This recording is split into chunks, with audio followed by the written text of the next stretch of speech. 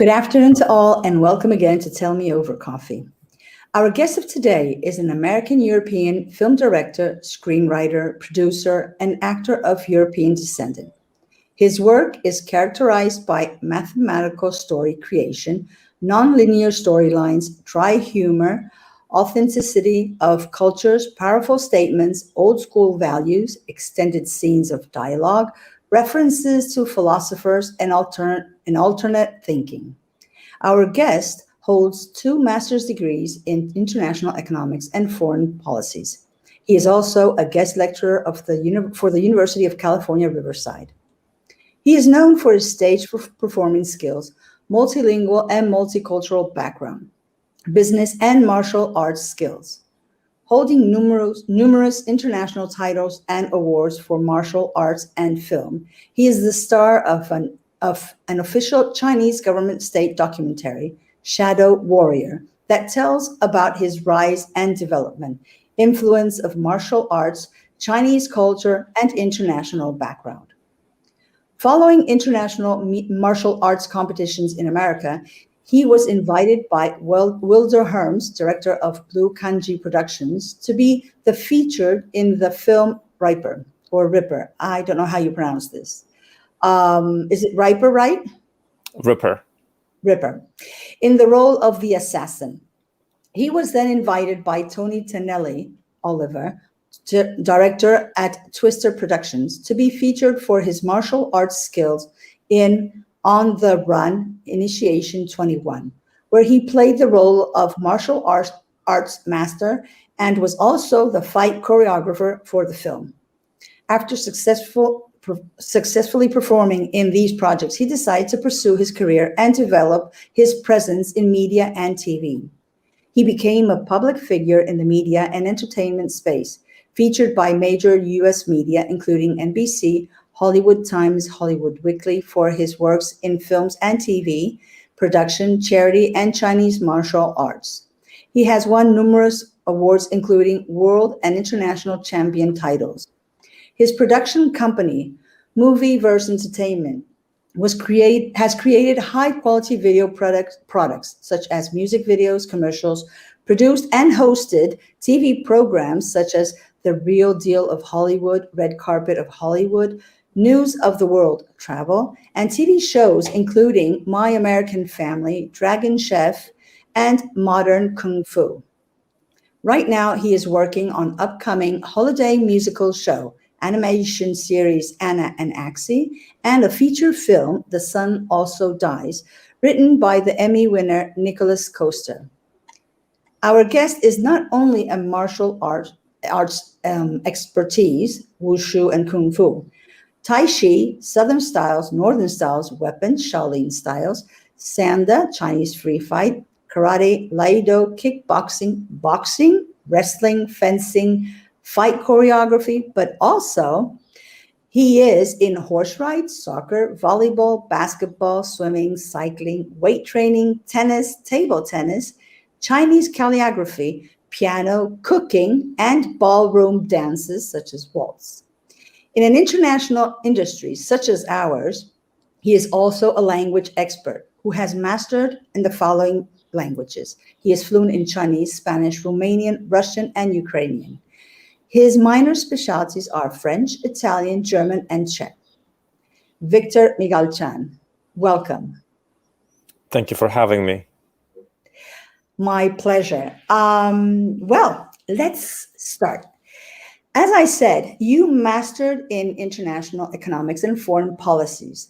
And it wasn't until you were discovered through your martial arts competition in the US that you were invited to star in Ripper and later on the Run Initiation 21. Hadn't this occurred, would you still have decided to go for performing arts? Thank you for the question. Honestly, I wasn't going to, I didn't have a goal to realize myself in performing arts. Being a martial artist and, achieving certain levels, my goal was to bring certain messages to the people. What is right and what is wrong, what is the thing which I believe in, my belief.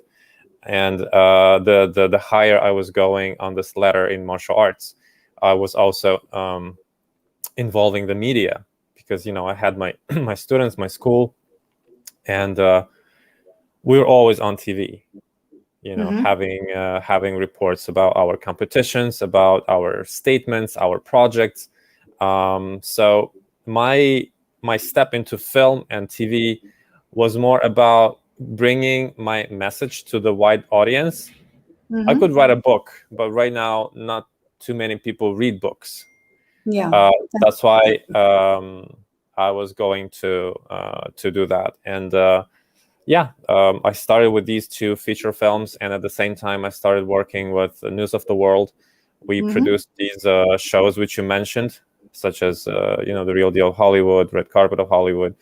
Then we did the travel show, and then I still felt like, okay, this is a certain level, it's good. I met a lot of friends, I met a lot of agents, a lot of celebrities here. I got to know them more than I knew from the film or from the interviews.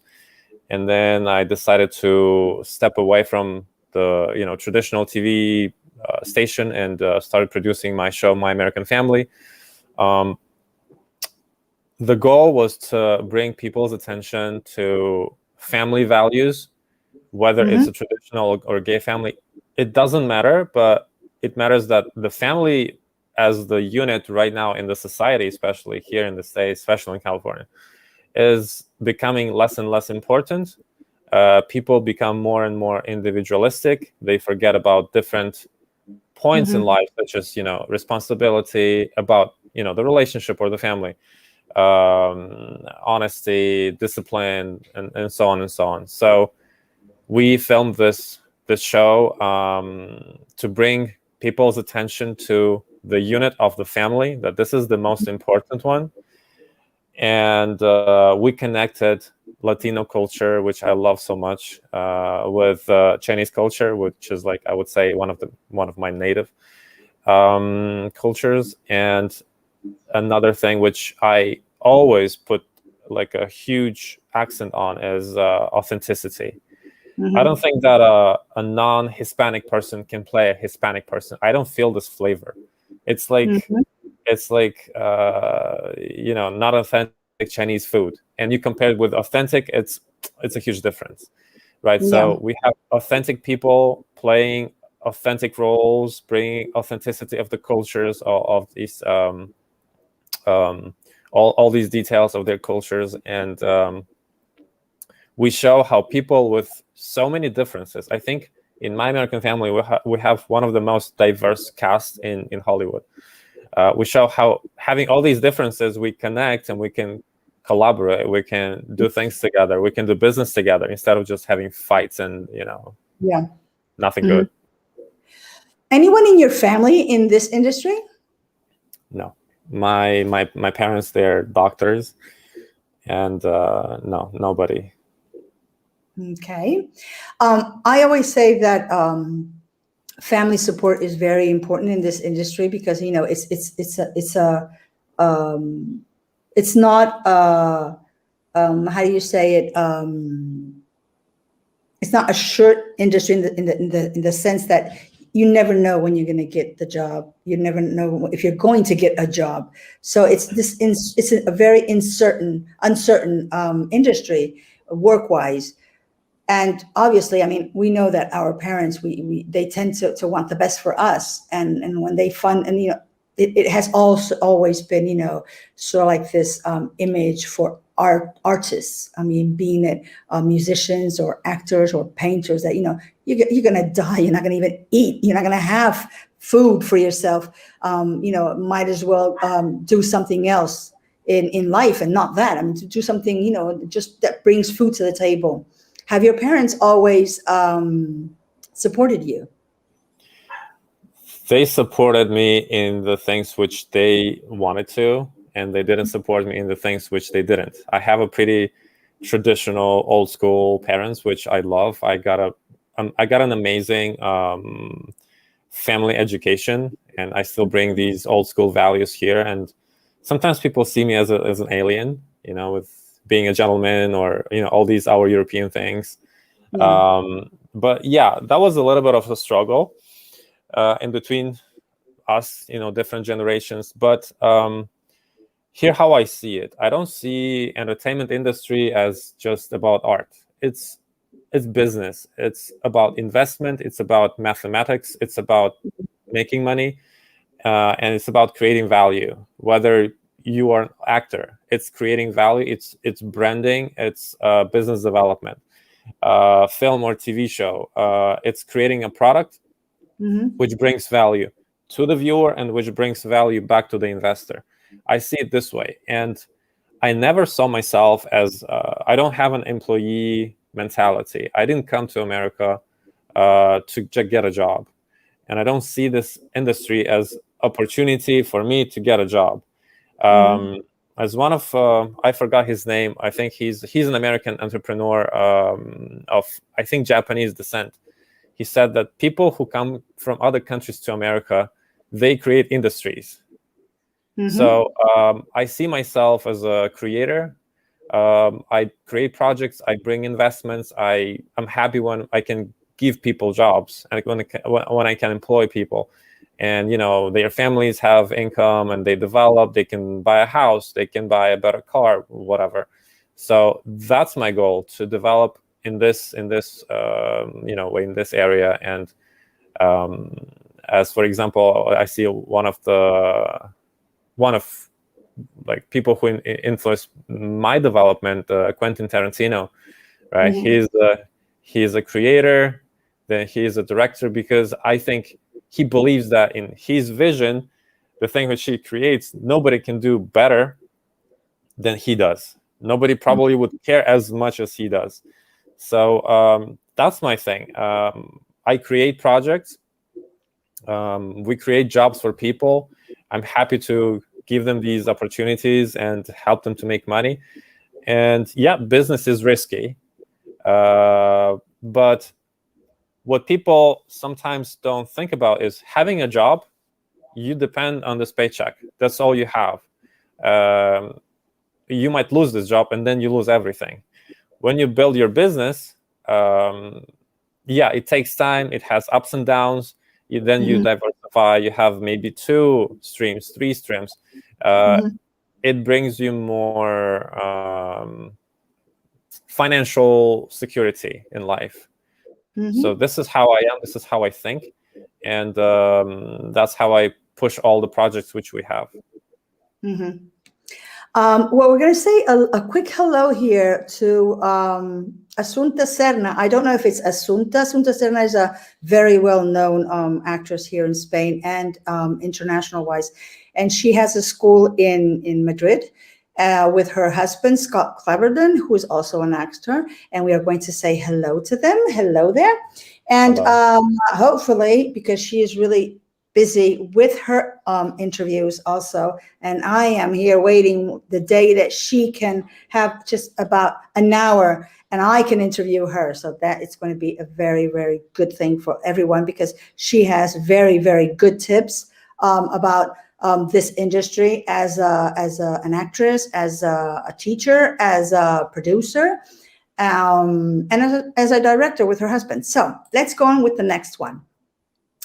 You have worked in TV and film. Both of them obviously are quite different.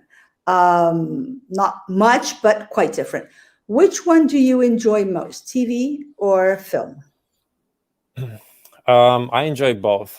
And the path here is more about learning. From what I discovered, getting experience and working more in TV can get me to a higher level and get me, help me to prepare for film, right? The goal is when we create TV shows, TV programs, or then later we'll be working on a feature film, right? It's not just to film something. It's not to film something artsy so people would like it or dislike it or they won't understand it. The goal is to compete for Emmys, for Oscars, for Grammys.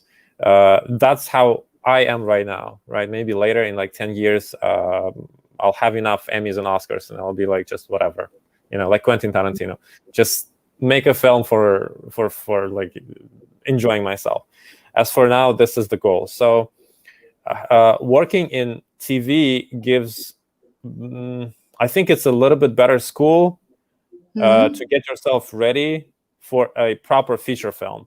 You know, because here you have episodes we break into scenes, and this way it's like I would say TV is an ABC and like a school for higher level for film. Of course, I enjoy both. Business wise, they have a little bit of difference, you know, with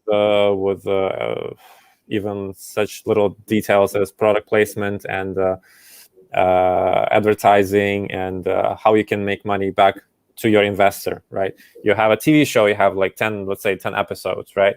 Then you can place different products in different episodes, and it runs over and over. So the investor can make his or her money maybe faster, maybe better, maybe, you know. In film, it goes to the movies, and then maybe you'll go to a platform, a streaming platform. And right now, a film could be like one episode. I mean, the length, right? It could be an hour and a half. So let's say 1 or 2 episodes. So you can place less because you don't want to compromise the quality. You don't want to have the product everywhere, right? So right now, I'm focused more on TV. I used to serve as a judge at the Emmys this year. I saw what is being produced. We'll produce more shows this year, and we'll start. We already started working on a feature film, as you mentioned, written by Nicholas Coaster. Cool. Now, acting, screenwriting, producing, or directing, which one is your favorite and why? Excuse me, could you please repeat the question? It cut. One, acting, screenwriting, producing, or directing, which one is your favorite, if you have one, and why? If I have to choose out of these which you mentioned, it's directing. We could compare this to a ship, right? When the director is the captain, the director has the whole vision of, you know, from the beginning when it's nothing till the end, the final product.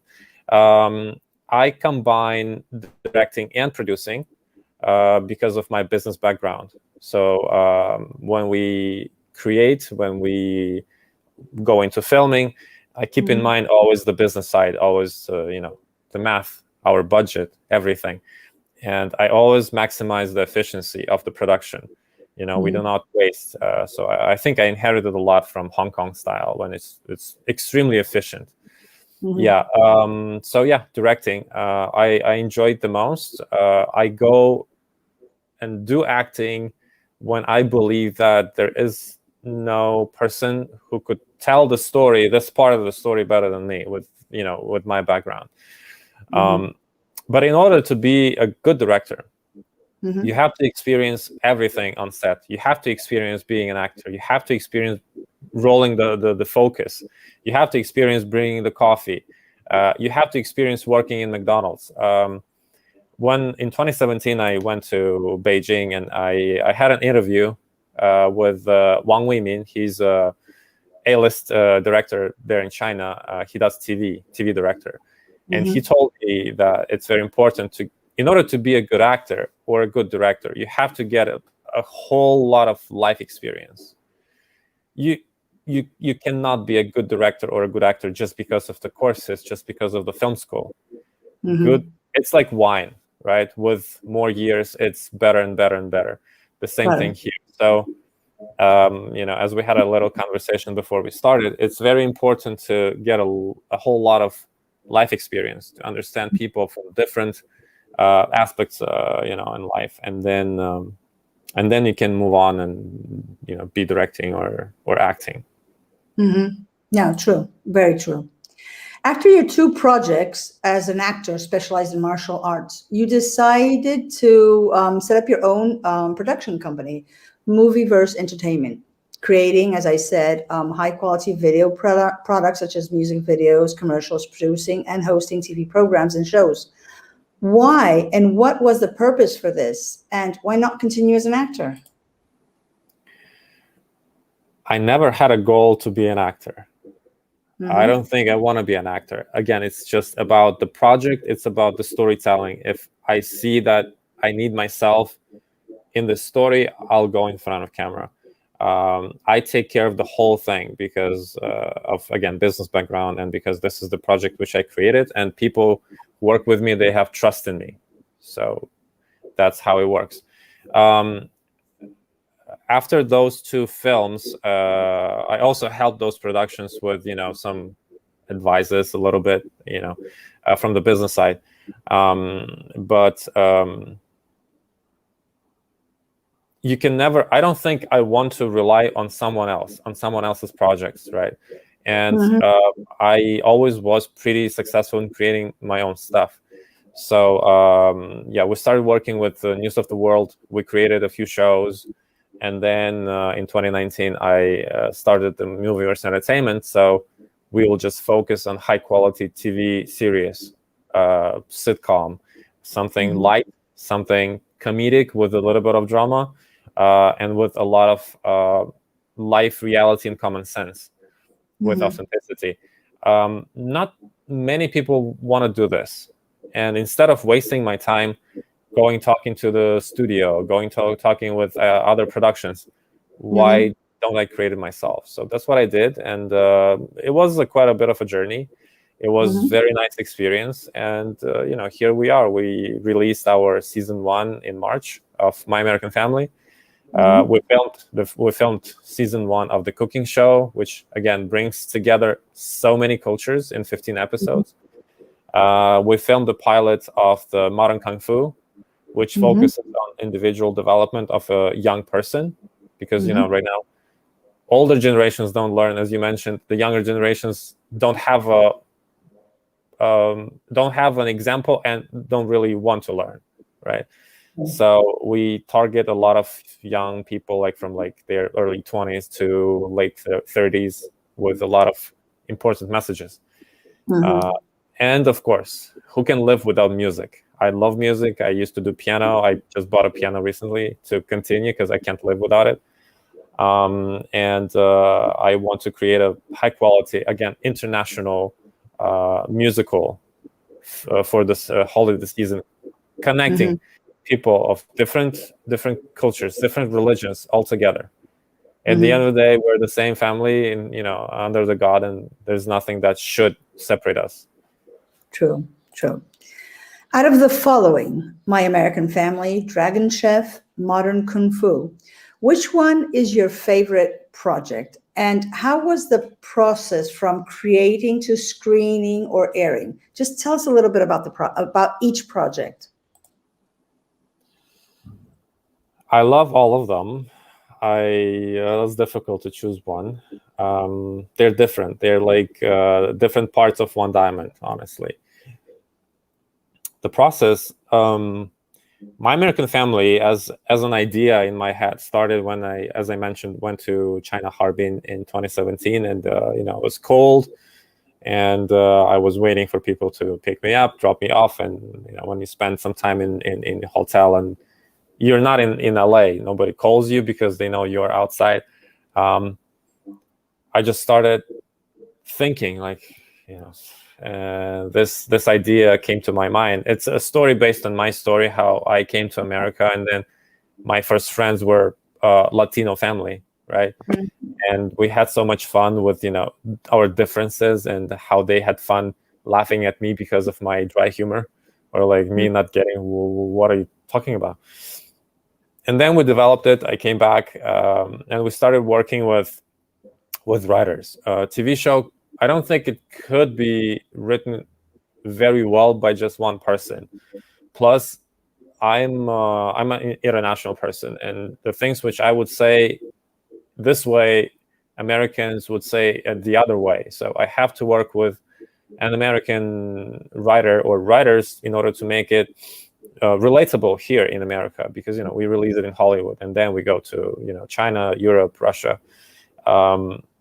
So it was quite a bit of a journey from 2017. It was December 2017 when my first line came on the paper, and we filmed the pilot. I think it was 2019 July. So we had it done in July, and in August we finished post-production, and I started talking to different networks, and we had a few offers, but we decided to go with the one which we chose, and a year later we had it on Amazon Prime, season 1. That's cool, really. I mean, I'm so not surprised, because obviously where there's a will, there's a way, and you had these projects in mind, and you made them happen in such a short time. Because I mean, really, it was just a very short process time from creation to screening and airing. And I just find it so important, especially nowadays, and with the situation of COVID and everything. It's just so important that creating culture continues despite of whatever is going around. I find it very, very important, and I thank you personally for everything that you are doing, you and your whole team. When you write a story, are your characters faceless, or do you create them according to actors that you would like them to perform these characters? Thank you. That's a good question.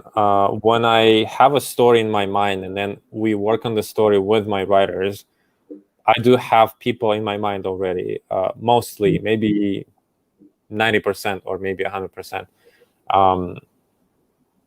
Of course, many details can change, and people change, and you have to change people. But yeah, when I was working, when I was thinking and writing like parts and details of My American Family, I had Danny Trejo for the role of a wise philosopher, businessman, the way he actually is in his life. I didn't have an idea to have his stereotypical roles of a mafia bad guy with mean face. No, I met him a few times in real life, and he's an amazing, kind-hearted person, and he does so many things to society to help people. And I wanted to bring this on screen. The same thing with the other characters, and a few of them we had to cast. A few of them we had to recast, which happens. People change, and sometimes in Hollywood people are changeable as the weather in England. But yeah, I tend to have these thoughts of people with faces, as you mentioned, when I think of an idea of a project. Yeah. You are of multicultural descendant.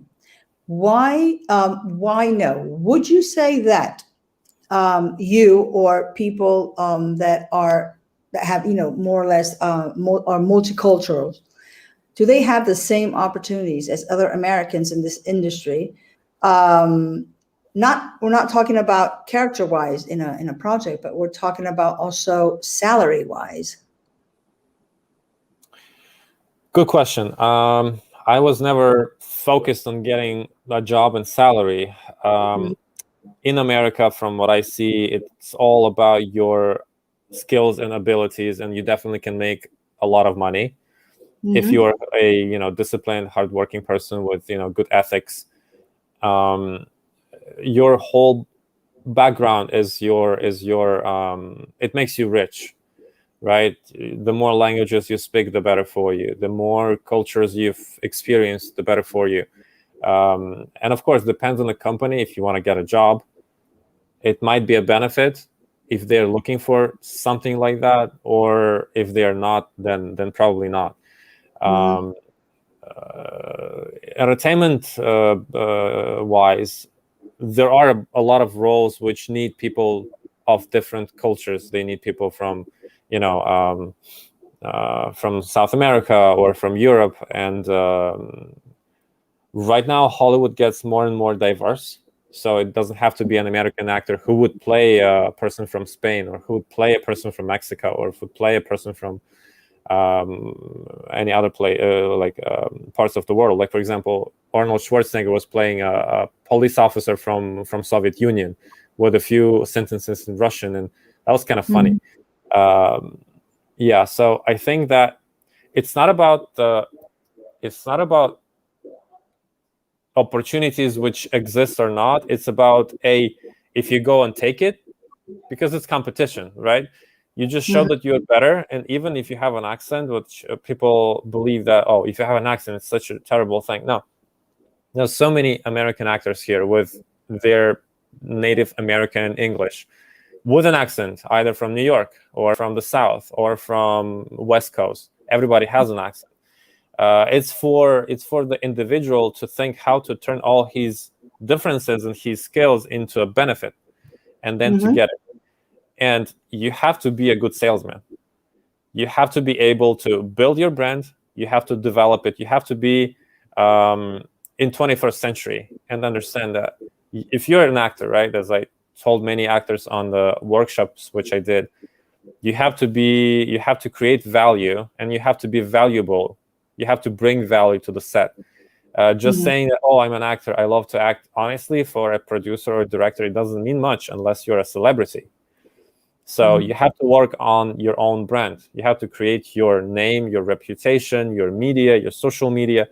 And instead of taking a bunch of acting classes, acting techniques, acting this, and that, which just count how much money you spent over the year, take one class, and all the money which you would invest in other classes, which are useless, create a film, get experience, send it to film festivals, connect media, and bring your name to another level, right? Take a look at the story of Vin Diesel. He created this this short film about his journey, and then he was discovered by a very well-known director, right? Just taking this path of Sorry, I have dogs here. That's okay. Hello. Oh, Lord. She's not going to shut up. Come here. Come here. Oh, whatever. I'm sorry. Really? I'm not at home, so I'm at my agent's house, and she has a lot of dogs. Shh. Oh, my God. Oh, I'm so sorry. The dad is coming home. Okay. Baby, come here. Okay. Sorry. Go ahead. That's okay. So, I mean, I think you are right. There is, but we're not talking about just only, for instance, in Hollywood. I mean, I think it's just a matter around the world that actors, especially actors, they just consider that, no, I'm just an actor. Yeah, you're an actor, but you are the product. You have to learn how to sell yourself. You are the product. I mean, you're just not an actor. You are a product that a production company buys to do a character. Sorry, she wants to be here. Okay. So it's important. We're talking about branding and everything, and I think that is really important. And most actors don't. Oh, sorry. Just 1 second, please.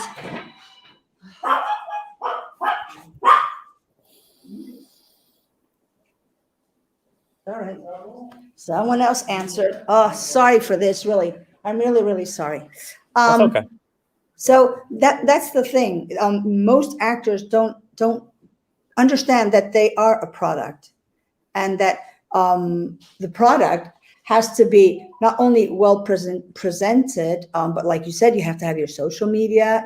Your social media has to be a clean social media. There are some subjects that are not supposed to be mixed with your career as an actor, because they're not supposed to be mixed. I mean, you're an actor. You're supposed to be talking about your career and doing things for your career and things like that. And I think it's very important what you're saying, that most actors should indeed invest in how to take their career forward. It's not just a matter of having talent and knowing how to act. It's a matter of everything else that goes around that. Exactly, yeah. And also, it's very important for people to understand you have to be hot on the market. Like, there are so many people. Why would the company, the director, choose you versus 50 other people? When you Yeah. bring value to the production. And honestly, talent, it's just the 5% of the whole thing. I think it's 5% So, of success, and 95 is hard work. yeah. Yeah, I would rather work with a maybe less talented person, but I would rather work with a person who is hardworking, who knows work ethics, who takes more than just one thing on production, who brings me value on different aspects. It could be behind this, the camera, could be in front of the camera, but it has to be value. True. No. It's that's the way it is. It's just that, I mean, little by little, actors are understanding this, and as you said, they are investing more in other aspects, important aspects on their careers, on how to create a brand, how to move forward with this brand, where and where not to be, etc. I mean, it's not just by getting in front of camera and acting. There's much more to all this. Here comes a very important question, which for me is very important. What do you think about actors that are being classified by their ethnicity and origins? What I mean is, a story has characters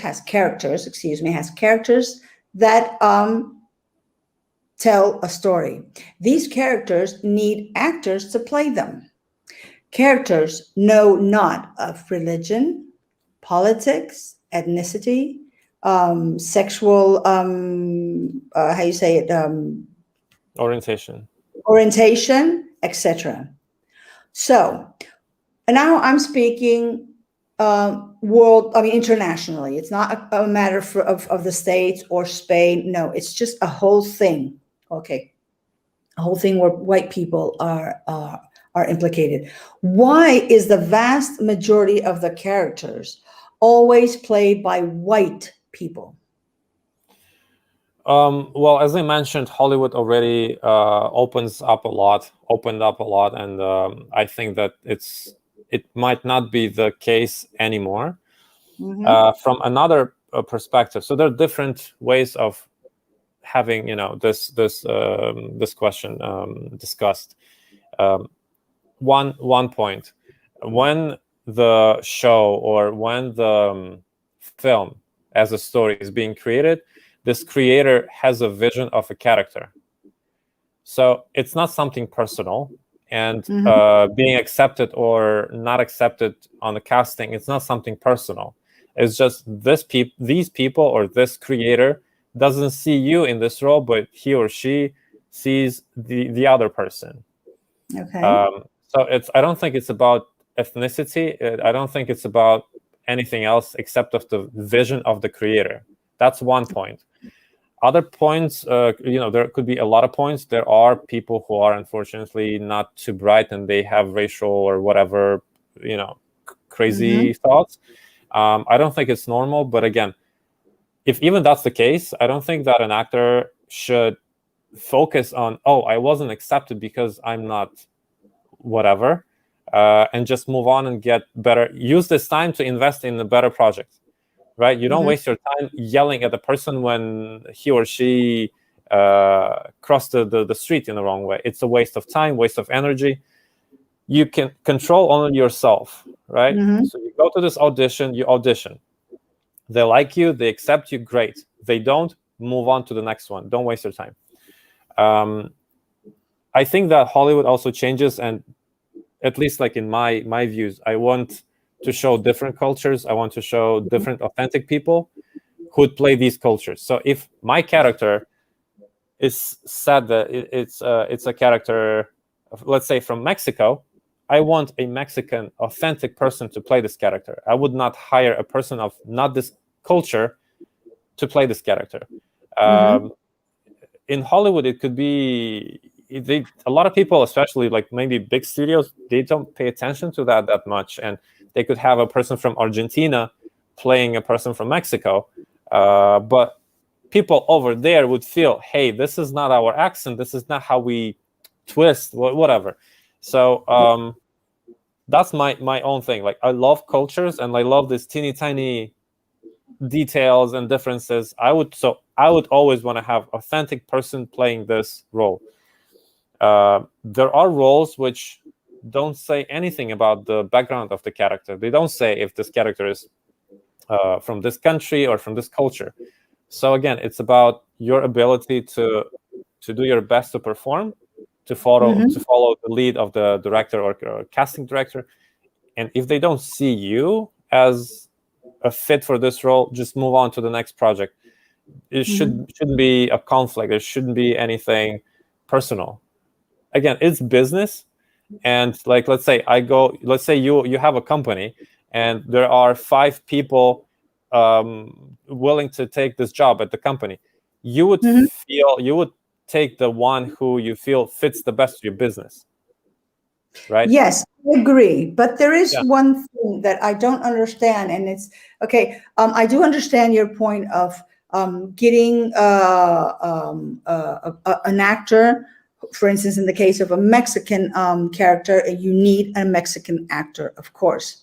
But when we are talking about characters such as a doctor, a CEO of a company, a president, whatever other industry, characters from other industries. I mean, for instance, Arabs, most of Arab actors will do Arab jobs, or terrorists, but they're not going to be doing, I'm the CEO of this company. I'm my character is a judge in a court, or I'm the president of the United States in this film. Oh God, he's an Arab. How can he be the character of a president in this country? It's a story. It's a story. It's a character that is telling a story. We're not talking about real life. We're talking about a story. So why? I mean, I have a friend actress here in Barcelona. She's Japanese. They took her to portray a Japanese woman because she was Japanese, but she has never been offered a role such as a doctor, a nurse, whatever. No, she's a Japanese. I'm a Japanese tourist who's here, and obviously I'm a Japanese. I said, well, how about being, I don't know, a judge or a CEO or a teacher in a school or in the university? Or she said, well, no, I've never been offered those roles. I said, well, don't you think you haven't been offered those roles? Why? So this is what I'm talking about.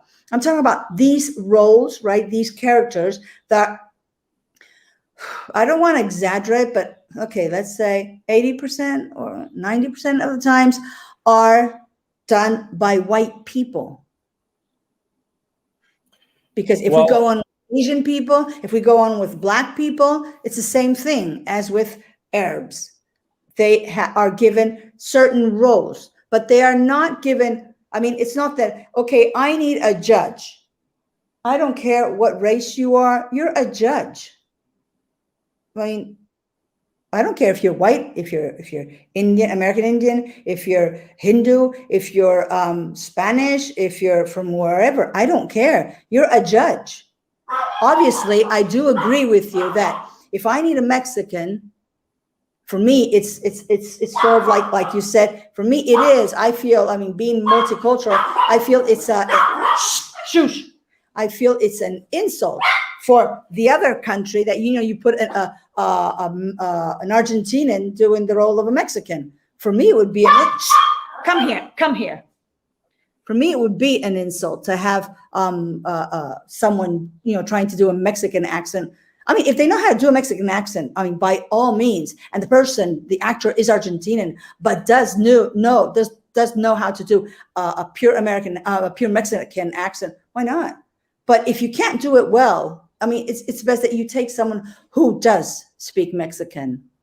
I mean, I speak Spanish, but I speak Castilian. I don't speak South American Spanish. So when they say, well, why don't you could, I said, yeah, because I can do some accents.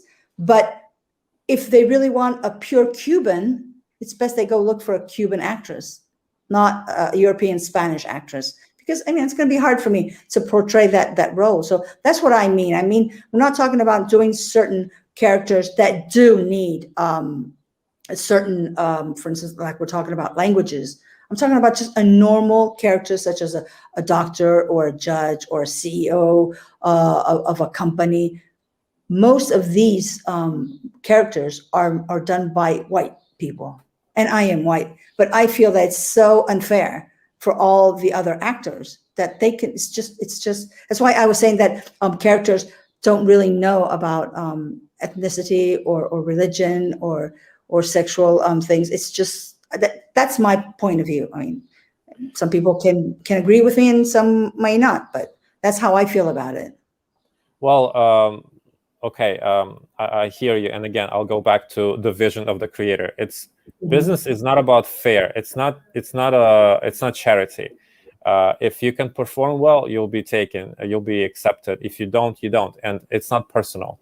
Now, if we were talking about this industry many years ago, when people, actors of European, Caucasian origin were dressed, or they had to change the color of the skin to play a Mexican character, that was the old days. And right now Hollywood changes a lot. And if you see, if you watch shows which are produced right now, like Criminal Minds or CIS or whatever, a lot of stuff, they are very diverse. I don't think it's the case anymore. Why your friend from Japan was offered only this role? Probably because they had this opening. And if I have a role in my show which needs a Japanese person, I would offer it to a Japanese person. Maybe the other roles were already taken. Maybe the creator sees the story this way with these characters. So again, it's not personal, and it's not something that should be offensive to anyone. Just understand it's math and business. Some people are more educated, some people are less educated, so they might not be so careful about the details, as I mentioned, Argentinian and Mexican, right? So they would say, oh, you speak Spanish, okay, let's play someone from Ecuador, but you're saying, oh, I speak Castellano, but the person doesn't know and doesn't care. It's not, a lot of people, especially in the big companies, they care about little segment of their job, and they're getting salary per hour. What would I care more? A lot of people are getting comfortable, so they don't want to care more. And this is why it's cool in America, because we have so much fresh blood coming, like us, and we do care because we want to have a quality product with I care about authenticity. Another thing is that Hollywood created stereotypes. Like Russians have to be KGB assassins, blah blah blah blah blah. Then, as you mentioned, Arabs have to be blah blah blah. We're breaking these stereotypical thoughts. Like in my shows, if it's a role for a Chinese person, an American-born Chinese cannot play it. Not because he or she is not skilled. American actors are, I think, like they have the top skills in the world, but he or she cannot bring this flavor to the screen. So yeah, then that person could say, hey, why do you choose this person from China versus me? Well, because you're not as Chinese as the actual Chinese is. So it's all about the creation, it's all about the idea. And actors, they have to learn one little thing. Actors only see and know the part they play. They do not see the whole big picture. And sometimes it's important to understand before you take the script and you go to an audition, to understand you're a little piece in the engine, and the director or producer, the main ones, right? They have to take care about all these things. So if you as a part in this engine, you don't fit, another part has to come and fit, and you go to another project. So again, right now, with all the social media, without so many possibilities of performing and showing your talent, I don't think it's the case anymore, unless the person who is in charge of the product, of the project, is not well educated and is a racist. Then that's another case. Then But even in this case, why would I waste my time because of this non-educated person? I would rather take this time and invest in another audition or another project or another whatever. You have to always keep positive vibe in yourself and not to pay attention to this negativity. You were selected, great. You were not selected, it doesn't matter why. Move on to the next one. True, but it is our job to break down the stereotypes. Yeah, that's what I do. In my show, Latino actors are in high tech and IT. They're not portrayed as usually in projects as non-educated or lazy or whatever. I saw these people from inside, how hardworking they are. They tend to educate themselves all the time. And boom, okay. So my character would play an IT genius who plays like this in Hollywood. Nobody, right? Danny Trejo, successful businessman, philosopher, and so on and so forth. Like, we show East European people with their real true values. They're not assassins, they're not killers, they're not KGBs. They're people who are gentlemen. They carry these old school values and stuff, and we show this to the people. That's my goal, and not everybody has this goal. It's easier to sell something in Hollywood what matches their thoughts, and it's more difficult to sell something that is like not matching at all. So I took a bigger challenge to bring something different, which is like completely different to what they believe, and show like, hey, this is the way it is, not that way.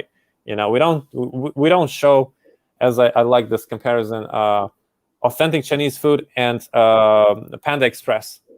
It's not Chinese food. Yeah, people in America think it is, but it's not. So we don't do Panda Express, right? Yeah.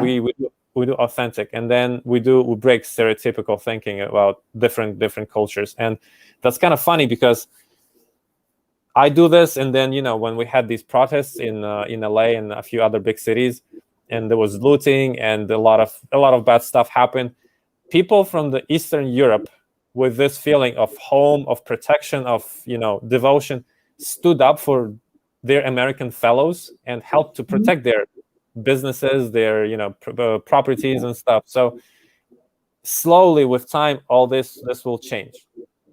No, indeed. There is unfortunately in the industry, there is, and I'm not talking only about the United States, but even here in Spain, is that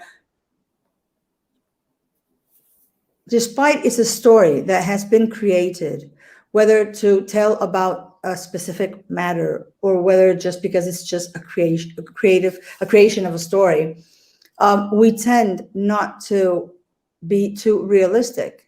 If you turn around and you go to a hospital here in Spain, you will find Mexican doctors, Arab doctors, nurses who are from China or whatever. I mean, a Chinese is not someone who has a little shop or a restaurant. They have other things. And that's the importance when you say, okay, I mean, like yourself with My American Family. Trejo, Danny, he's always been doing, el malo de la película, and it's not true. Why does he have, I mean, I don't mind being la mala de la película once or twice, but why all the time? What, my face is not nice? Why does my face have to be a beautiful face in order to be a very nice person? I could be a psychopath for all you know, and I have a beautiful face. You don't know that. So that's what I really appreciate about your American Family is that we are portraying a character, and we are giving life to this character. And I may be of the religion that I am, I'm still a person. My beliefs are not supposed to be changing me as a person. And like you said, when the hard times come, us Europeans have that thing of going and protecting. And it's important. I mean, for God's sake, we have a same home, which is the world. It's our own home. We don't have another one. And we live with people. We don't live alone. So not having that empathy with other people it's something that I don't understand. I don't know. How can you cry watching a film because it's sad, and then you're hearing your neighbor, she's being beat by her husband, and you're not even calling the cops. So that's things that I don't understand about the human race, right? And it's great when we have the possibility of having people such as yourself that bring to life in a story things that happen every day. It's not something that's been invented. I mean, in cinema, everything has been invented already. We just do small changes. So it's really good for you to bring this up and just to just, okay, you may not have all these wow Hollywood awards or this, who cares? It's not that. That's not the goal. The goal is that your project has to reach to as many people possible, to make them understand that this is real life. This is what happens every day. And that such and such actor doesn't always have to be, or like you said, such and such. I mean, Russians don't always have to be KGB members. I mean, they could be cooks. They could be cooks. Why not? I mean, they could be kindergarten teachers. I don't know. It's just so weird, to stereotype people and especially actors. And like you said, I mean, they are as talented as any other. And I do understand the point when you say that is very important. Yes. An actor, I'm looking for a Mexican actor. He has to be, or she has to be Mexican, has to know how to speak Mexican. Or like you said, an American Chinese actor who is descendant Chinese, and maybe it was his grandparents or great grandparents who immigrated. Obviously, he's not or she's not going to be feeling the character the same way as a Chinese who comes from Beijing to LA to shoot. It's completely different. I understand that. I would never say, no, I don't understand you. Why can't I do it? I mean, I speak Chinese fluently. It's not a matter of speaking. It's a matter of feeling. And you can't feel because you've never lived there. And I can understand that. Obviously, Yeah, exactly. That's the point. You have to feel, you have to feel the culture. You have to feel the language in order to be able to portray the character correctly. It's important, and indeed it is true. You have also incorporated in your extensive networks and influence in media with business acumen, providing business development, branding, and legal consultancy services to clients in the entertainment and entertainment-related business and startups.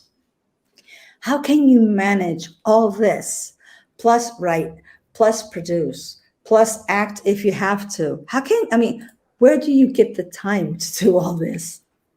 Proper time management. I don't waste time. Right. So if I'm not working on certain project, I take time to learn new things. I diversify. I don't think that, or at least in my type, there are people who have to be focused on one thing all the time. I think I have more efficient results when I diversify. I have a few things to do. And for example, right, we filmed the show. You are on set 24/7, right? But then it's done and it goes to post-production, and I'll be supervising the post-production team maybe once in 3 or 5 days. So I have more time to do other things. And I love being busy all the time. Like, I don't like sleeping. I sleep 3 hours a day. I feel kind of, in a positive way, frustrated that I have to go to sleep because tomorrow is so close. Yeah, tomorrow is so close, and I have so many wonderful things to do, and I'm excited, but I know that I need this for my body to recharge. So I go sleep. I take this, I sleep fast, like Arnold Schwarzenegger said, and I time manage. Like, I try to not waste time in traffic. If I am in traffic, which, LA is probably the champion of cities with the traffic in the world, I have audiobook, so I read. I can do a conference right on Zoom in my car if I stuck in traffic. And then also it's about challenges, right? You take a startup, you find time in your schedule, and if you like it, if you don't, you don't. And you help the startup to do this step or to improve these characters, or so it's all about the goals. It's all about the time management. And yeah, if I like it, I take it. If I don't, I won't. But it's just because I don't waste time. I like to do many things and to have many things accomplished quality. I don't overtake things. But in between, let's say we work on the pre-production of a feature film, right? It can only be a certain amount of hours right now, and it's all planned. So we plan for this period, like for July, we need to do this, this, and this. So we plan 2 hours a day for this, then 2 hours for that. So I have it all planned, right? Okay. In one day, we have like 24 hours. Let's say I would sleep 4. So I have 20 hours to do other things, which I plan, including education. And, I work with 8 languages. So I have to always pay attention and always keep up. The language needs life. Yeah. And in here, yeah, I would speak English, I would speak Chinese, I would speak Spanish, but I won't speak too much of German or Italian or French because of just the area and people who I work with. Yeah. So I have to go and practice it. And that's the thing which I choose. It's not like how, it's my choice how to plan this. And I'm very happy. It brings me happiness when startups come to me and say, hey, could you please advise us to how to develop this or that, or connect us to a proper legal person to have it all legally properly done. So yeah, it's just, a huge answer could be just a short one. It's the proper time management. And it is important. It is important. Do you think that auditions are necessary for professional actors, or do you consider that their reels and IMDb are enough? Good question. Well, IMDb with reels, with photos, with all the media, it's important. Of course, people will go and check you over there. Auditions are important if the production team doesn't know you. Okay. That's why I would say networking is even more important. I go network a lot. I meet a lot of people, and I get inspiration from them and write the story. Like, for example, I had a mom of my partner's student, right, visiting my office, and then we had a conversation about right now, like younger generation, and then what's happening with anxiety, depression, and blah blah blah, all these things. And she shared the story, and I'm like, okay, you know what? I think I have a storyline for a character which I would love you to play in my show. You don't have to be a professional actor, but you have to network. And when you network, meet people, you share your stories. This is what people keep in mind: the story, how you make them feel. So when this is the case, you don't need auditions. Like when I met Steve Jacks, he plays Miguel in My American Family. He also we work on other projects. When I think of a film, I always have him in mind right away.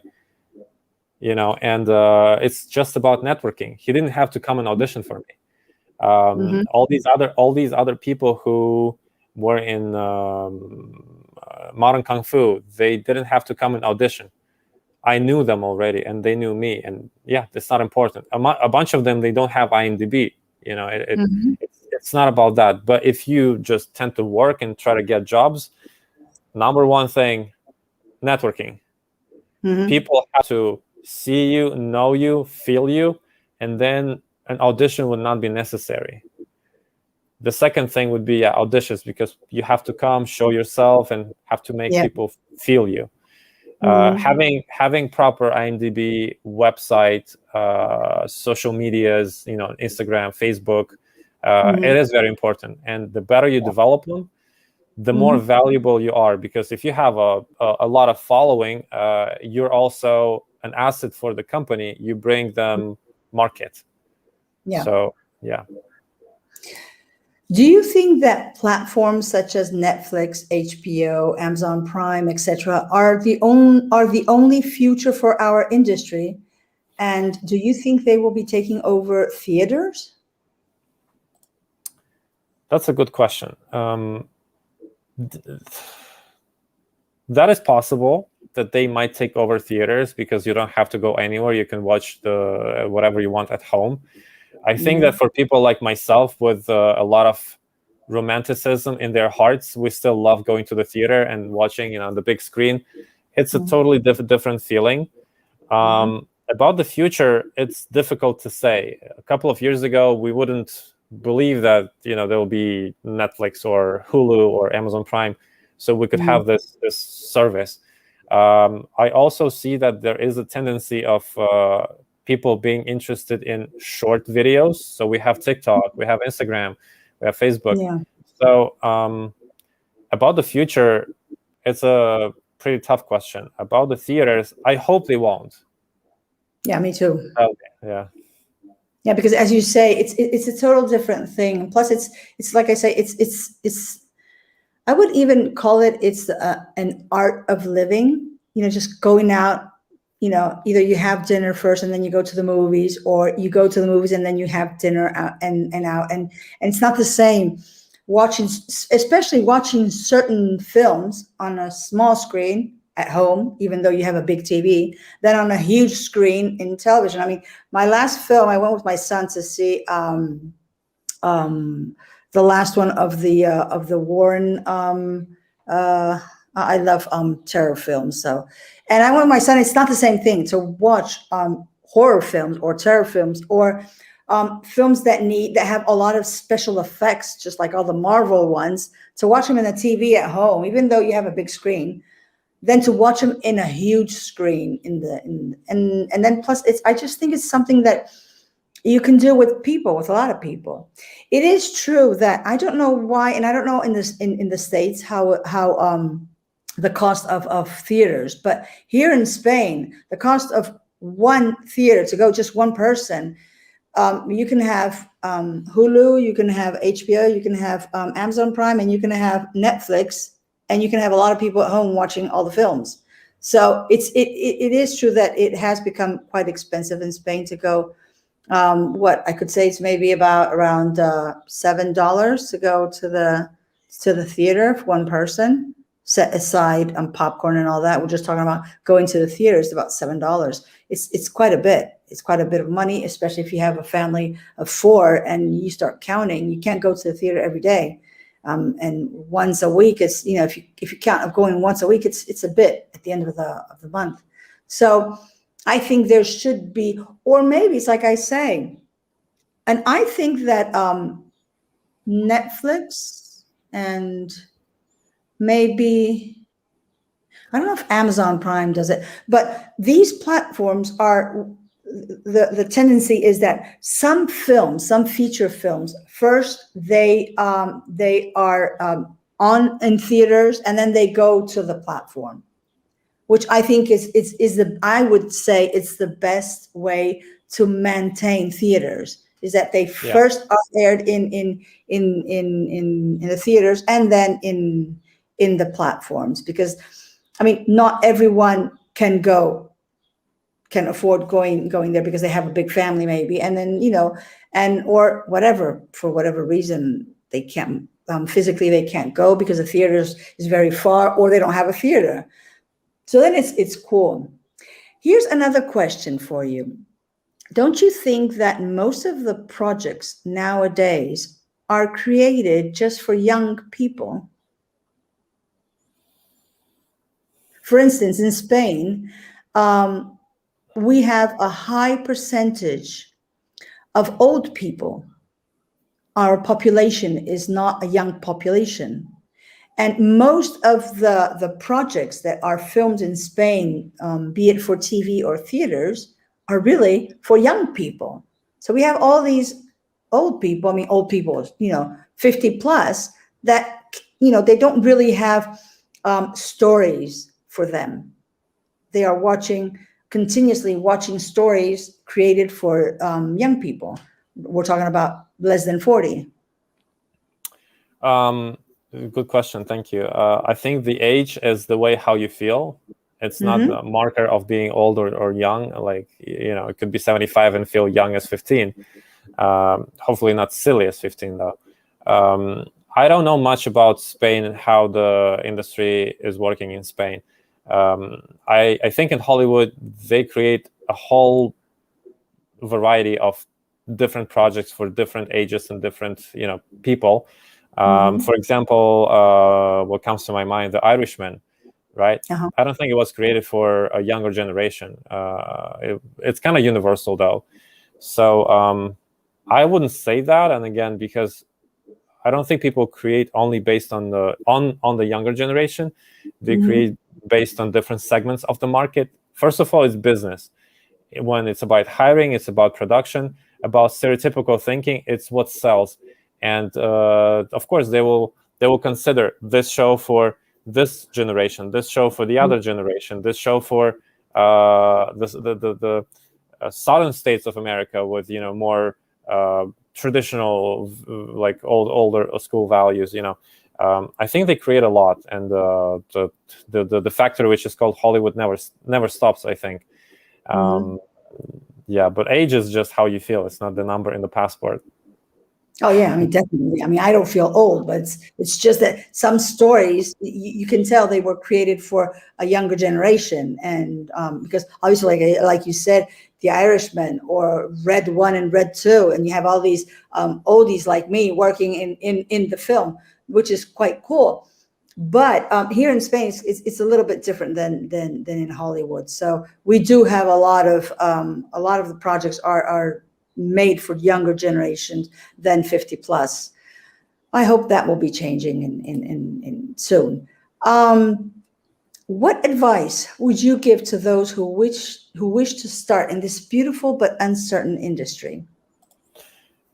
Each industry is beautiful and uncertain. You can get a job as an actor, you can job as a scientist, you can lose it as an actor, you can lose it as a scientist. It all depends on you. Work on your brand, no matter who you are and what you do. Be realistic. Understand that, first of all, it's business. It's not something personal, although these things happen when people try to do something personal out of it. And be like, don't think as if it's the 90s or the beginning of the 2000s. Right now, the industry works in a different way. You have so many possibilities to broadcast yourself, to show your talent. In the older days, right, we just had networks and the traditional cable networks, which you make a film, it goes on TV, and every Saturday we watch it. Then it changed to on demand. Now we have TikTok, Instagram, Facebook, a whole bunch of platforms where you can showcase your talent and get this value in the market, right? So then it will be easier for you to get casted. A bunch of successful YouTubers, they're getting casted without going to an audition, just because the people know about them, they have huge following, and they keep working. Invest in practical experience versus only school. Okay. As I told many actors, as a martial artist, you cannot be a good martial artist if you only train in the school. You need practical. And practice. one competition might give you more in development than 6 months or a year of training. Okay, this is going to be a good one. Followers or talent? In 21st century, both. Okay, but how about if you have to choose? Okay. Work ethic. Work ethic. Here's the thing. As a director, right? I lead the team. It could be more difficult to work with a person who thinks he or she is so talented, like a diva, whether a man or a lady. And it could be easier for me to work with a person with followers, with maybe less talent, but willing to work hard to get it. And he or she will listen to my lead, will learn, will follow the advice. So it's not about the talent or followers. It's about what is that person. It could be a complete, it could be a person with complete zero experience in entertainment, right? It could be a person who was posting stuff about the martial arts or fitness or mathematics, right? And yeah, they have following, so these people could potentially watch the show, or whatever I produce. But if this person is working hard, has a good working ethics, has discipline, has respect, this is the person who I will work with. Talent is only 5%. It doesn't mean much to me, honestly. Okay. How about actors versus real people? Let me explain. You are writing about a doctor, right? And the doctor's life and whatever. Do you, and because this, I don't know in the States, okay? I'm talking about how it happens in Spain. And lately, I've seen a lot of auditions and they say, we need real doctors. We need real architects. We need, like I say, if your story is about a rapist, do you really need a real rapist? I mean, excuse me? It's a character that's going to tell about a story. I mean, Grey's Anatomy, they don't have doctors there, they have actors. And they've been on for 17 years. I mean, so it's like I say, the simplest way to understand, if you're writing about a rapist, do you really look and say, we're auditioning for a real rapist or a real assassin? Well, you really look for a real killer because you're writing about an assassin? So how does work in the States? In the States, America is such a huge country. I cannot say for everybody and each company. What I see is two sides, right? One side, when you really want to have authentic person, and probably, yeah, if you want to have, for whatever reason, a real person who is out of jail, you will look for this person. If you want to have a real military veteran, you would probably need a military veteran. That's one side. Another side, then, yeah, you need a person who has some experience in trainings. A lot of people who are doctors or military, they do acting and they have experience. So you try to find always both, or like something, like a golden center. Now, again, it's about networking. And when I was writing My American Family, I had these people who are doctors to play the doctor. And they were willing to play. They wanted it, right? There are a lot of doctors who are great doctors, great surgeons, but they don't feel comfortable in front of the camera. So it always depends. Like in my project, The View from Below, I did it in 2017. Yeah, we casted a person for the role of doctor. It wasn't that important for me to have authentic, real doctor on set. But when I was writing My American Family with my team, we had a character for this doctor in the show. So I wasn't going to look for any other person to play this person, right? It's always, there is no certain and only one response to the question. Yeah, like in just a project which you do like Transformers, so you go to the movies, you watch it once, you're not interested to watch it twice, you just eat some popcorn and you forget about it. Yeah, probably you don't care who is playing a doctor, who is playing a person from Argentina. You just create a popcorn show and it's done. Sometimes you do. It all depends. It all depends on the vision of the creator, of a director. Sometimes you want to have this person. Sometimes people from the military can get offended that they casted an actor versus this person from the military, because like this is the real, who can know this better than the person from the military, right? You cannot act it as much as they know it, right? It's about the vision of the creator. Well, we'll just allow you to say that. But, I mean, I'm sure that many people don't agree with you, as myself, but because it all depends. Also, that's the actor's job, to investigate, to learn. If he has to portray or she has to portray a military, what's the best thing then to go to a military camp and learn things? Or a doctor, just go and talk to a doctor, their own doctor. Can I be here and see how you talk to your patients?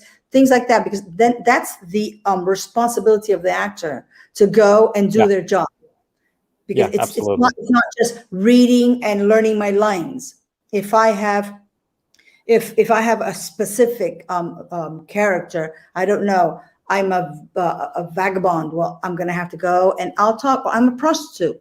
There's so many prostitutes in the streets. Just stop and present kindly and respectfully. Present yourself. I'm an actress. I have to portray this character, and I will invite you for lunch, and I would love for you to tell me about the whole thing, because I need to know, and things like that. It's not just a matter of, okay, send me the lines and I'm going to learn my lines and that's it. No. So it's really a job to be done. And I do understand that some roles need the authentic profession to, because it's very hard to do it, because if you're not if you have not worked in that profession, it's very hard. But most of them, you don't really. It's like I said, if you're doing the character of an assassin, you're not going to go in and get an assassin to do a real one to do this, or a rapist. You're not going to do this. So there are some roles that I can understand that they could be okay. Maybe for the medical terms and things like that. Okay, I could go for that. I mean, a lawyer, really. I mean, you could be a lawyer. I could be a lawyer. It's not. There's not. I don't know. It's just some weird things. It's a very, very big question that many people could have diverse answers. Yeah, totally.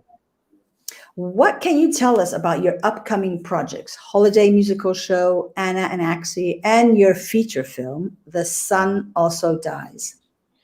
Well, I honestly cannot talk too much. Anna and Axie is an animation series for children, which will again bring attention to the education. Education is very important. So we'll be educating kids about the animals, animal world.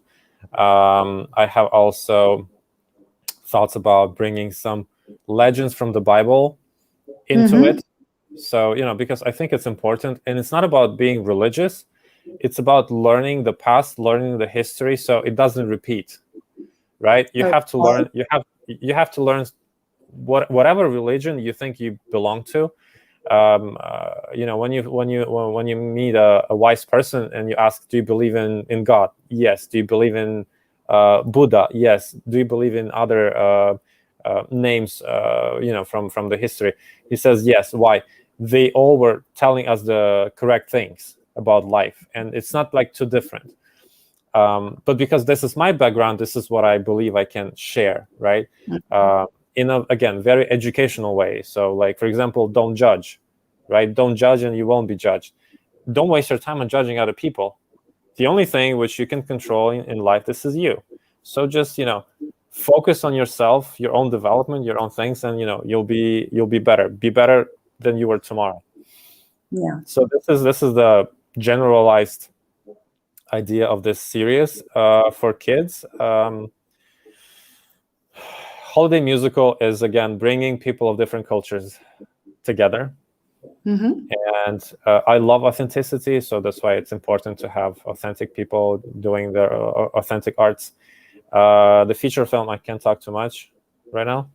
The Modern Kung Fu is a show which, is created to entertain, but I think it's going to be more deep than that, because we focus on many aspects, such as, for example, personal relationships between people, right?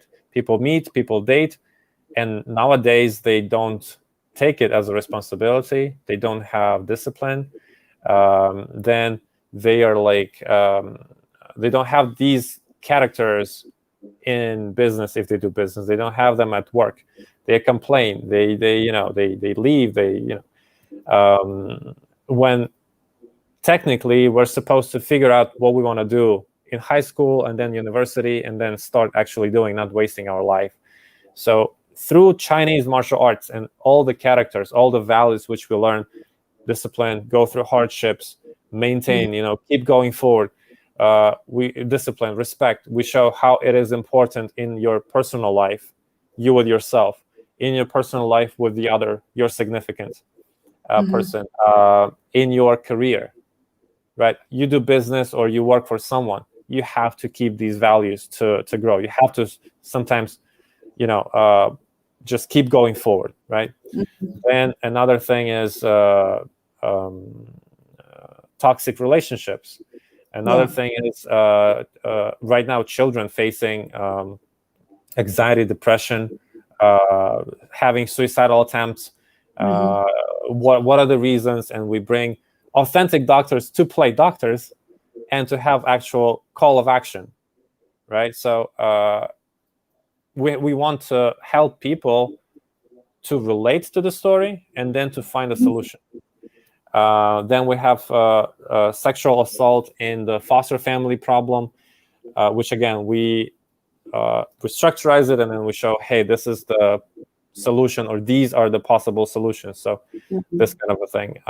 It's a pretty important thing which I do. I expect a lot of criticism from the media, from Hollywood, but it's fun. It's fun in a certain way. We show also the differences between, I would say, modern MTV culture, right, and then the old school, which myself and people from my circle bring to here, to America and to the world. So a bunch of these important social aspects we're focusing on. Would you say that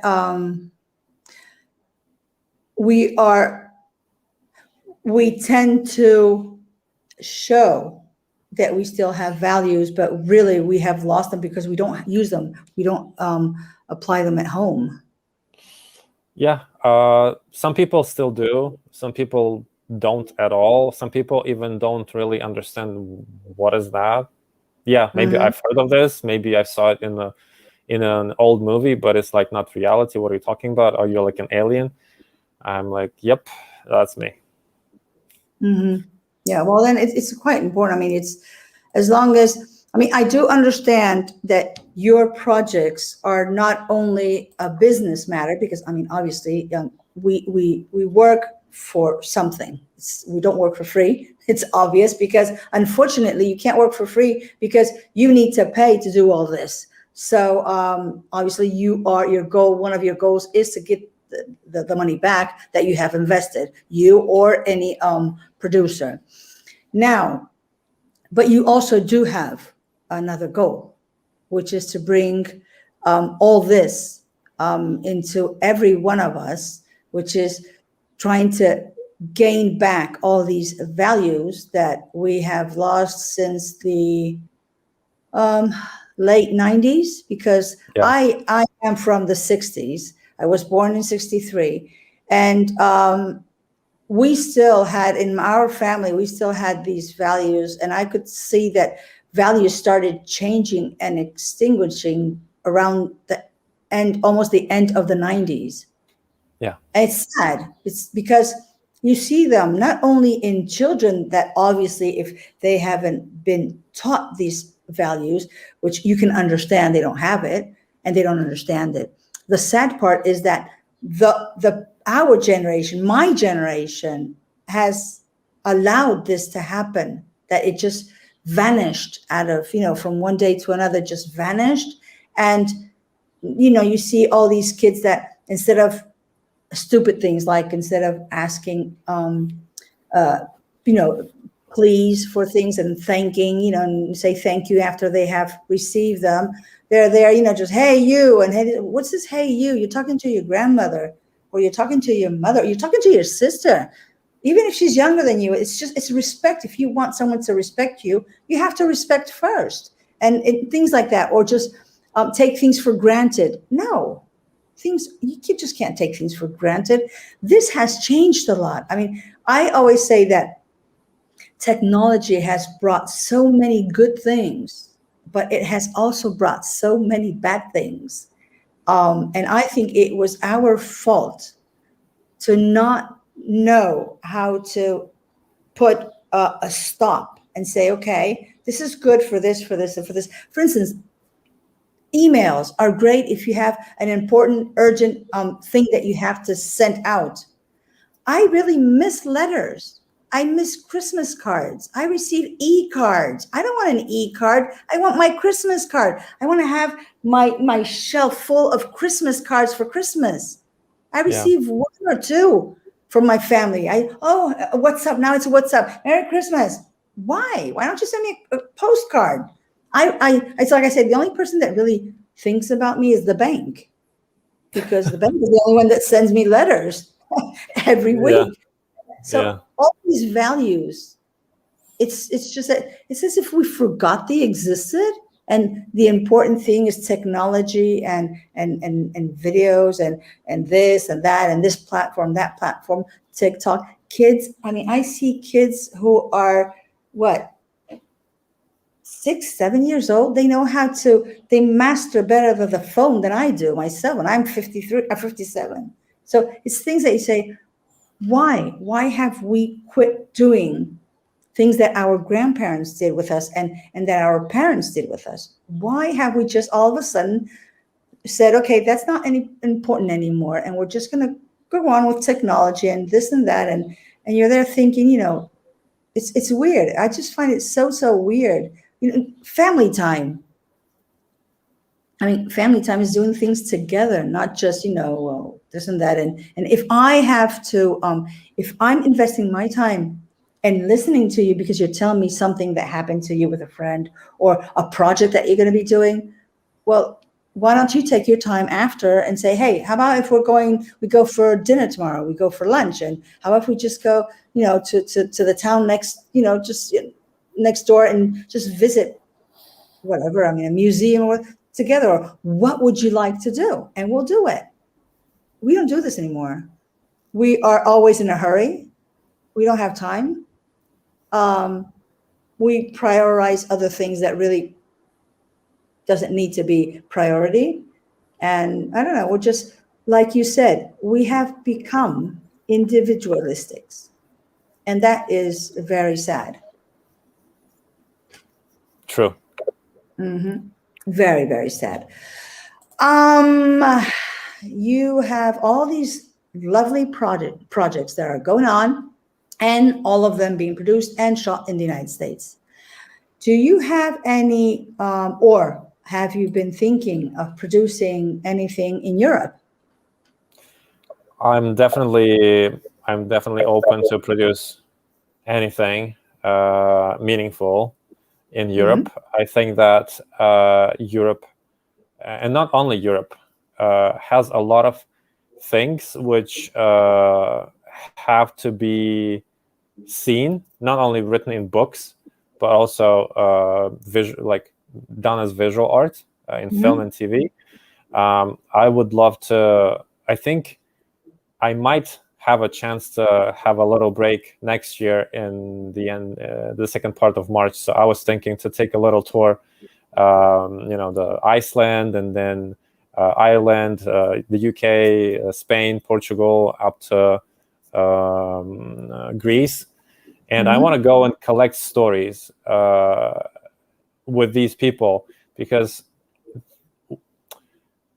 in these little villages, little towns, or like even little, I don't know, 2-house settlement, right? Not mm-hmm. a village, smaller.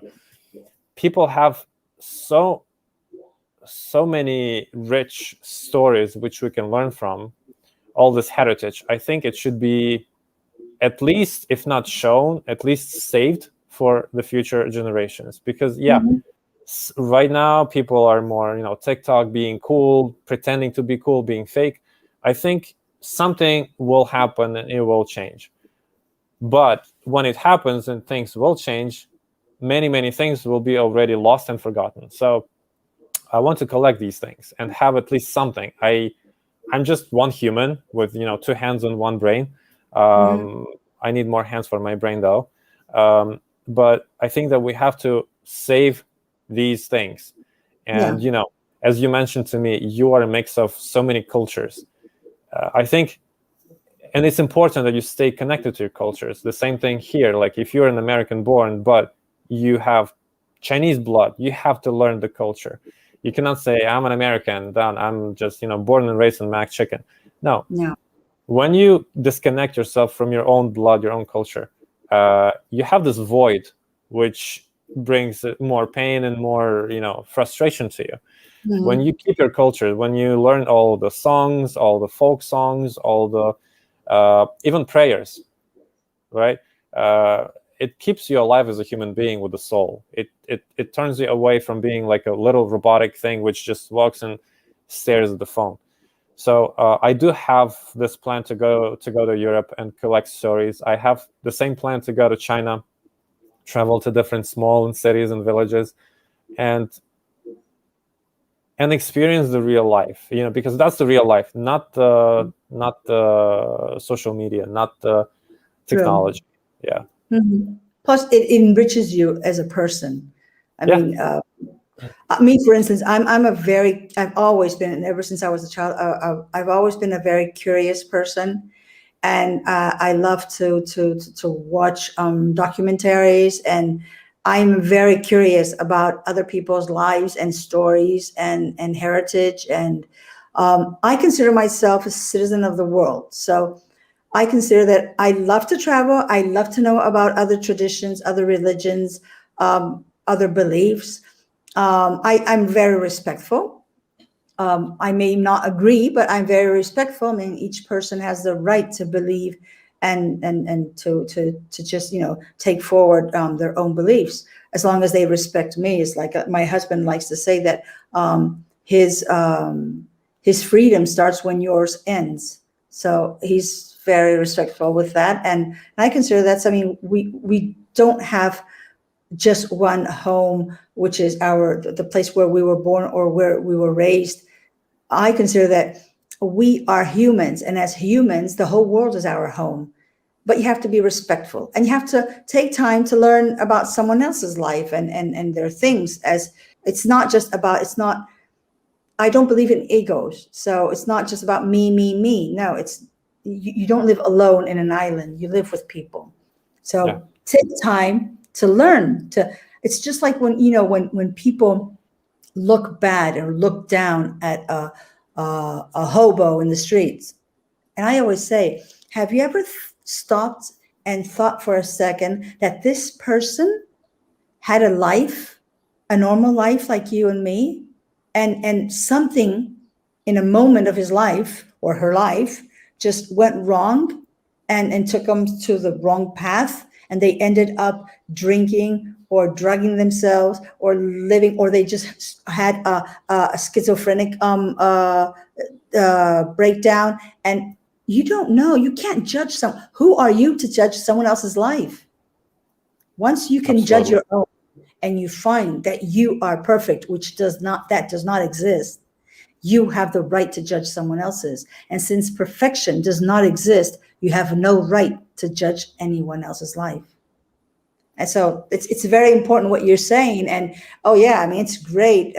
It's just great to be able to recuperate all these little things from, like you say, from small villages, stories. I mean, there are so many stories to be told that, it's not just about, it's great to have, to be wealthy, to have a nice life, and not to think that tomorrow, that you're going to make it to the end of the month because, you have a nice life and that, but don't forget what made you get there. There are a lot of people that sacrificed many things. I mean, your parents or your grandparents in order to give it to your parents, and your parents in order to give it to you. They have sacrificed other things. Maybe they didn't have the life they wanted for you to have the life you have. And it's being grateful for all this. Or I just hate it when I hear children saying, well, I didn't ask you to bring me to this world. I mean, how can you be, oh my God, I would just kill that kid, honestly. How can you be like that? I mean, you don't know what your mom went through, or your parents, or your grandparents went through to give you this life. Why aren't you grateful for it? What, just be grateful for living. You can Exactly. breathe, you can walk, you can eat, you have a roof over your head. What else do you want? So Yeah. those values are very, very important, and I do agree with you. Um, what are your favorite genres as a spectator and as a director? If we talk about TV shows, TV Mm-hmm. series, I think I love comedy. If we talk about films, I think I love drama mixed with action. Mm-hmm. So I would say these two. Of course, I would love comedy in the film and drama in TV, but my own style, my own thing, I think I tend to be to do more comedy for a TV show, and to be more dramatic with funny moments in film. Mm-hmm. Don't you think it's because we already have enough drama in real life? True. That's why I focused on TV series and make it realistic but funny. Mm-hmm. I think that everything in life could be taken with laughter, and we can laugh. It doesn't matter what happened. It doesn't matter if we are different cultures, we believe in different gods or whatever.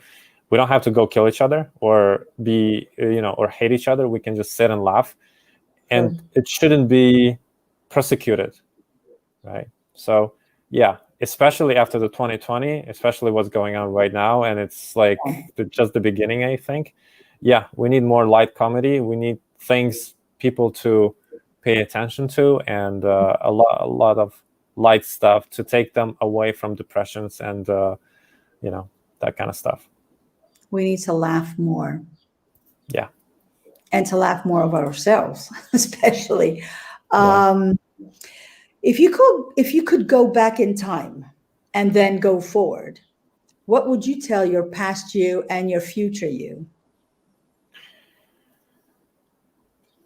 Keep going forward. Keep going forward even more. I never had a minute when I didn't believe in what I'm doing and in myself. Mm-hmm. Yeah, I've as a human being, I've had mistakes in my life.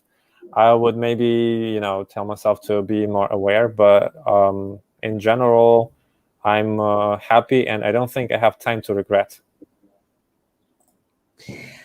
How did COVID affect you personally and professionally? COVID didn't really affect me personally or professionally. I think that it was a necessary time on our planet for the humanity to stop and have a break and maybe learn certain things. Mm-hmm. Hopefully, we did, as I see a lot of examples that it didn't happen. So it was a time for reassessment. It was a time to think about life. It was Mm-hmm. time for change, and I think I used that time quite efficiently. Great. Do you believe in giving back to the industry? Absolutely, I believe in giving back everywhere. It starts with my home. It goes to my community, goes to the people, and to the industry. As one of my goals, I plan to bring more investment Mm-hmm. into the industry, and not only entertainment industry, like to even infrastructure here in LA. Mm-hmm. I believe in giving back to the community. I think this is the key to success. It's not about taking; it's about giving. Yeah. About giving. Mm-hmm. Yeah, totally right. Well, do you have anything else you would like to add or talk about? Honestly, I think we've talked about a lot of things, and people who would watch this interview, they would need some time to digest. We can definitely have more meetings and cups of coffee. Hopefully, maybe one day in Barcelona. Hey, that'd be Um, good. yeah, and you're very welcome to LA. Thank I would just say that there is a little proverb that you always have chance in life to follow the majority or to go against the flow, find the truth, and help it to survive. I think that this thought, this quote, which came into my brain when I was 4 years old, stuck in there so strongly that it doesn't allow me to just relax and go with the flow. What goes with the flow? Only dead fish and poop. So awake yourself and find the truth and help it to survive. True. Totally true. Yeah, I do agree. I mean, I prefer to be the black sheep than be the huge, vast group of white sheep. I want to be different from everyone else. But because in diversity, you can see change, you can see things happening. Why follow everyone else? I mean, I always say we are here temporarily. I want to leave something. I want to leave a legacy. I want to leave whatever I leave, that it helps someone else in one way or the other. Maybe it's not going to help them in everything, but maybe just one thing that I said or one thing that I did might help them for something. And I think it's just like, when they say, well, why don't you charge your fellow actors when you're helping them? I said, because their success is my success. Because when I started from scratch. And I had people who helped me without paying. And why would I charge people for something that I know, and why not share it? It's just ridiculous. I just find it so ridiculous. So I believe in giving back. I believe in helping people. Obviously, I'm not a stupid person, so you really can do me once. You're not going to do me twice or 3 times or 4 times. You're just going to do it once, because I will be there, and I will say no the next time. But I do believe in helping out people. Unfortunately, as well as I do that you do have people who take profit of others, but I always say, they have a short life, a very short life. And you can see the real people after 1 or 2 times that they've done something that it wasn't correct. Well, Victor, it's been a pleasure having you this afternoon, my afternoon, your morning, sharing your experience with all of us at Tell Me Over Coffee and letting us know a little bit more about you. I also wish to thank all of you for following the interview and, as always, being there supporting culture, because, as I say, life without culture is quite boring. You can follow Victor's career on his social media, which I will add with the video.